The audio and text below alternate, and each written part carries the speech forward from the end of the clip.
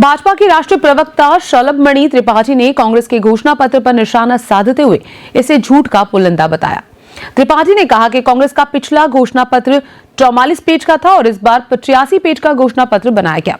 पिछले घोषणा पत्र के पहले पन्ने का वादा तक पूरा नहीं किया गया।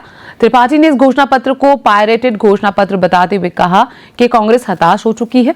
क्या सीसीटीवी लगाने से प्रदेश में अपराध रुक जाएगा? त्रिपाठी ने कहा कि चिरंजीवी योजना में महज 12 लोगों को ही 25 लाख रुपए का फायदा मिला। 80% लोगों को लाभ आयुष्मान योजना का मिल रहा है। उन्होंने कांग्रेस पर तुष्टीकरण की राजनीति का आरोप लगाया। 44 पेज का एक झूठ जनता के सामने छोड़ा था और इस बार 85 पेज का झूठ का एक पुलिंदा वो इस चुनाव में लेकर आए हैं।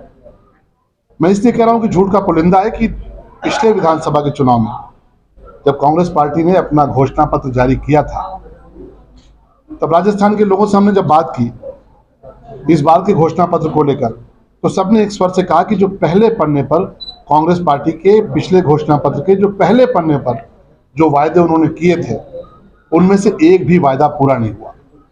वो वायदा था किसान भाइयों से 27 विषयों को लेकर उन्होंने कहा था कि किसान भाइयों की स्थिति राजस्थान के भीतर हम सुधारेंगे, और उस 27 में 5 छोड़िए, एक वायदा भी अभी तक पूरा नहीं हुआ। और इसीलिए हम कहते हैं कि कांग्रेस पार्टी पिछले विधानसभा चुनाव में 44 पेज का झूठ का पुलिंदा लेकर आई थी, इस बार 85 पेज का झूठ का पुलिंदा लेकर आई। पूरी तौर पर एक झूठा घोषणा पत्र लेकर आए।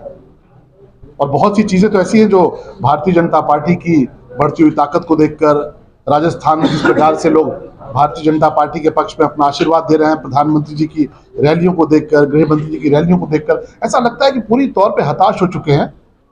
और एक पायरेटेड सीडी जिस प्रकार की आती थी कि पायरेटेड सीडी, उसी प्रकार का एक पायरेटेड घोषणा पत्र कांग्रेस पार्टी लेकर आई है। जिस पार्टी के खुद के भीतर वहां के मुख्यमंत्री के खिलाफ एक पूरा का पूरा जन आंदोलन चला, और जन आंदोलन चलाने वाले कौन थे? उन्हीं की पार्टी के सचिन पायलट जी।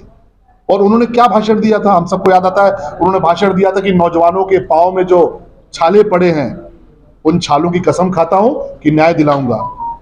जो लोग पेपर बेचते रहे, पेपर लीक करते रहे, जो लोग नौकरियां बेचते रहे, कांग्रेस पार्टी के नेताओं के, कांग्रेस पार्टी के जो मंत्री थे, विधायक थे, उनके रिश्तेदार नौकरियां पाते रहे, बेरोजगार भटकता रहा, लाठी खाता रहा, वो आज कहते हैं रोजगार देंगे। राजस्थान को नर्क बना के रख दिया इन लोगों ने।